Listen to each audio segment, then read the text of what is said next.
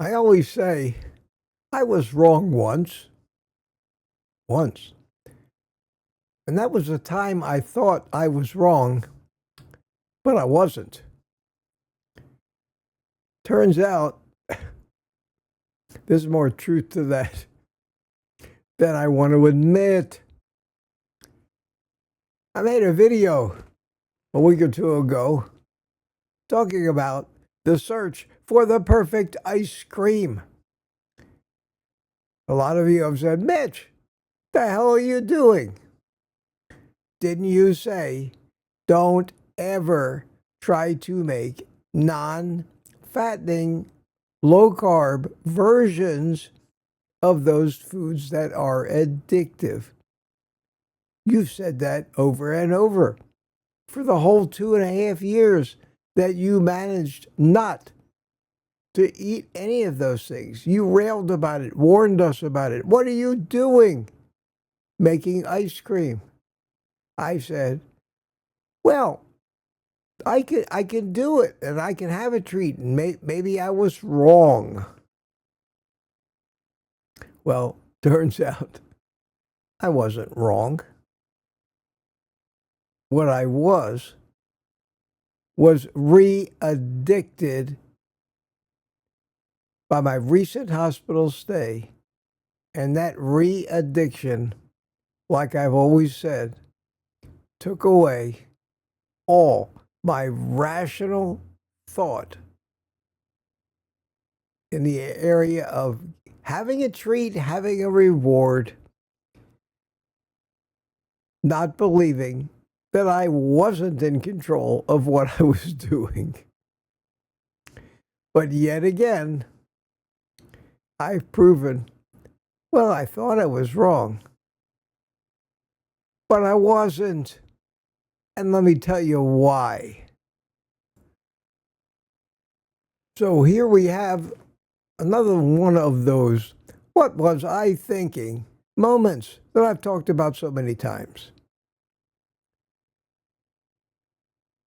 Prove to me that in moments of clarity, I know that I'm right about this. I know, no matter who you are, how smart you are, how much in control of your life you think you are. If you're an addict of any kind, especially addicted to sugar, the physiological need for sugar causes your subconscious mind to basically dumb you down, to take away your control of conscious thinking and feed it lame rationalizations why it's perfectly okay for you to do what you want to do. That happens in people who are highly addicted, but maybe you don't even have to be highly addicted. In my arrogance, I thought I was past all of that. Thought I was past it all. Not so. Not so. When you've satisfied your addiction, that's when your subconscious gives you back that what was I thinking, I'm so ashamed of myself moment. Brief moment of clarity. I found that this was happening to me. 3.5 weeks in the hospital, subjected to a lot of sugar, proved to me that a carb addiction, like alcohol, drugs, and every other addiction, but worse, never goes away. It only goes into remission. What I thought was a good idea to add a little harmless ice cream back into my diet turned out to be that slippery slope that I've been railing about all this time. And here I was falling right into the same trap. The ice cream turned out to be more addictive than I thought, even without the carbs. The cream turns out, was adulterated like most products we get on the open market.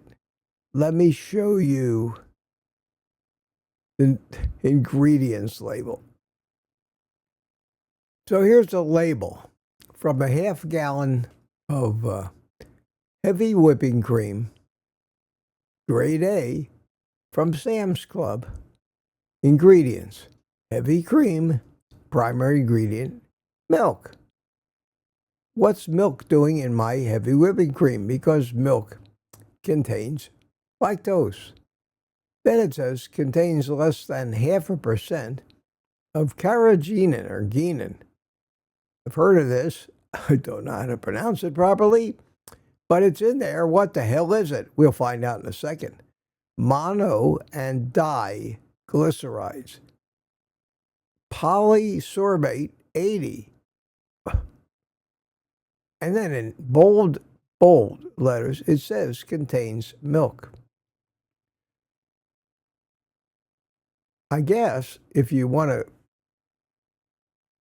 find natural, raw, heavy cream somehow from a farm, it'd be all right. But once again, we have all these different ingredients. And what is this carrageenan thing? According to Google, it says that it is a substance derived from red seaweed. Red seaweed? The hell am I doing? Eating red seaweed when I'm trying to have ice cream, primarily used as a food additive, thickener, and gelling agent. But it's okay because it's a natural, plant-based alternative to animal-derived gelatin. Perish the thought. Widely used in the food industry, there are ongoing debates about its potential safety and health effects. Of course, there are. And that brings us back to the same thing that we just keep getting hit with, and that is anytime we deviate into the world of the standard American diet, of packaged foods, processed foods, we're subject to the introduction of all kinds of chemicals, even if it says contains less than 0.5% of them. It normally doesn't take very much to have an effect on us. And the effect that this ice cream had on me was a rabbit hole-like slippery slope of increasing desire for more and more of it. I recognize that. I said, this isn't going to work, but my subconscious says, don't give up yet, Mitch, you can do it. We want that ice cream. And I started experimenting more and more. Okay, let me use less cream. Let me put coffee in it. It was bitter. Well, I better add a little bit of allulose. Some people say that was great. Some people say it isn't. I tried and tried, and for the past 2 weeks, I have been like a mad scientist here. And it finally dawned on me, because none of it really turned out that good, that at least by having each batch that I made have less addictive substances in it, my addiction went back into remission. It just happened, proving to me that if you can give it up for even a week or two, you can control it again. I said, wow, I was right. Or put it another way, I thought I was wrong, but I wasn't. I found out again that once I get this beast under control, I no longer think about it or want to do it. And I made the decision I was going to just go back. And I've said this a few times, and my addiction reared its ugly head, and I changed my mind. I finally don't want the ice cream. It's not real ice cream. My addiction has waned. I'm sorry I ever started this nonsense, but it was just all that sugar that I ate when I was in the hospital without even knowing it. And then the little treats, the little cups, 4-ounce cups of ice cream, not low-carb ice cream, but real ice cream. And in a few weeks in the hospital, my addiction was directing me to eat 4 or 5 cups of those a day. Well, I was right back to where I was years ago. When I got home, I tried to make ice cream with just blueberries, frozen blueberries, and heavy cream. God, that's good. Tastes good. Very loaded with sugar from the blueberries. Wow. I thought, well, we'll just have a little bit.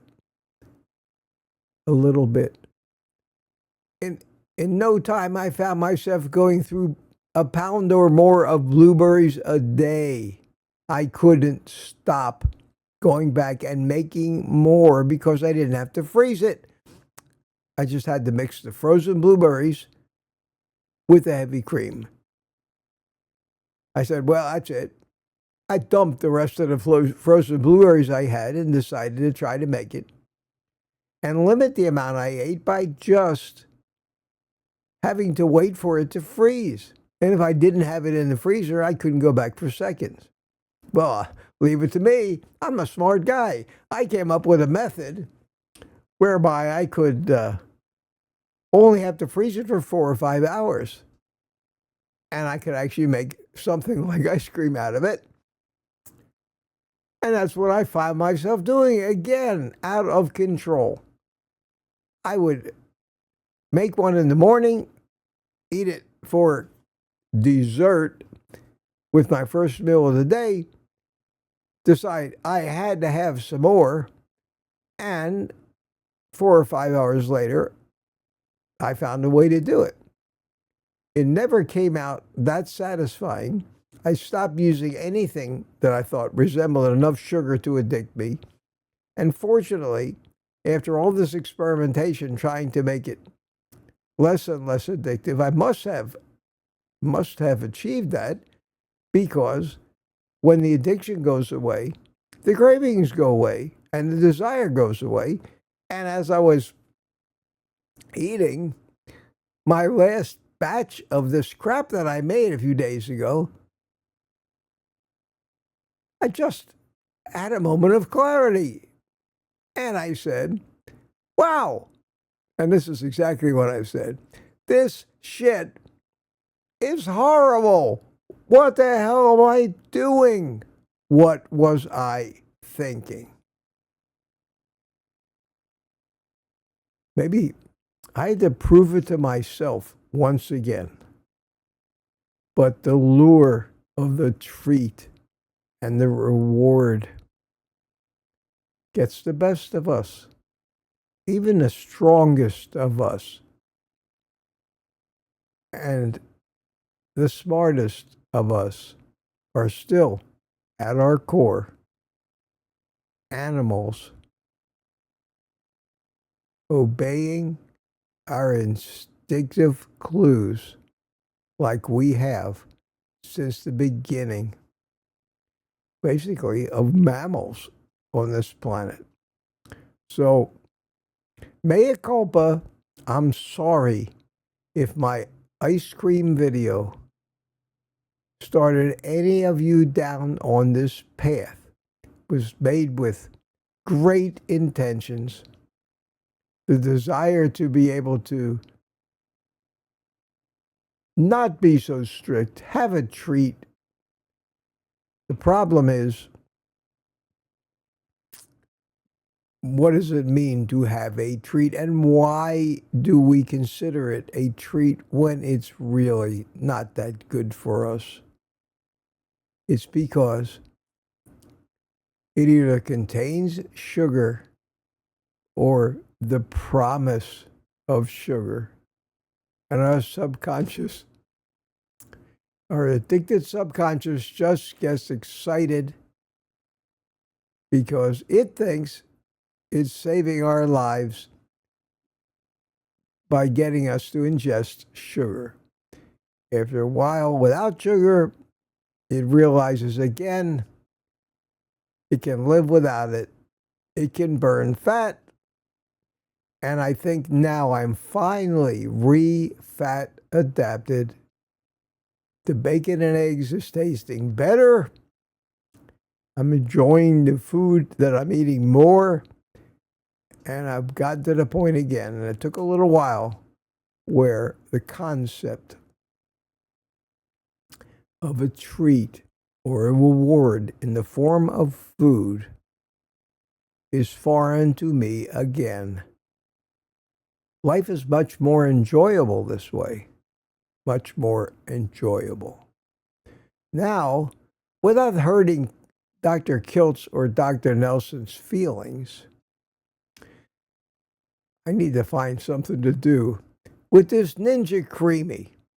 Let me think about it.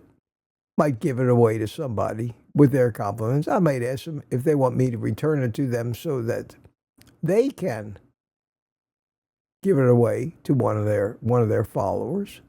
But I got to tell you, this morning, and you'll be proud of me, what cream I had left, I dumped down the kitchen sink and threw the carton away. What allulose I had left, I threw away.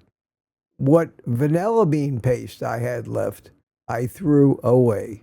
I did that because if it's not in the house, if my addiction should stir a little bit and plant little thoughts about, Mitch, you gave up too quickly. I don't want that stuff here. That's been my most effective strategy for curing, or at least putting my carb addiction into remission. It's just a fact of life. So again, if I caused any trouble with my ice cream video for you guys, I wanted you to know how I got over it. Maybe you're not as addicted as I am. There are many, many people who can live with a treat every day. Be healthy, not overdo it. Not me. I think cream is addictive. I think for the same reason that cheese is addictive. I can't eat that either. I eat more and more and more of it. Maybe it's the case of morphines, but I'm going to live my life without any dairy of any kind, not fermented, not yogurt, nothing. Just eat the meat. So, my friends, all that being said, take the rest of the day off. Don't eat ice cream if it's addictive for you. Eat meat. Simple.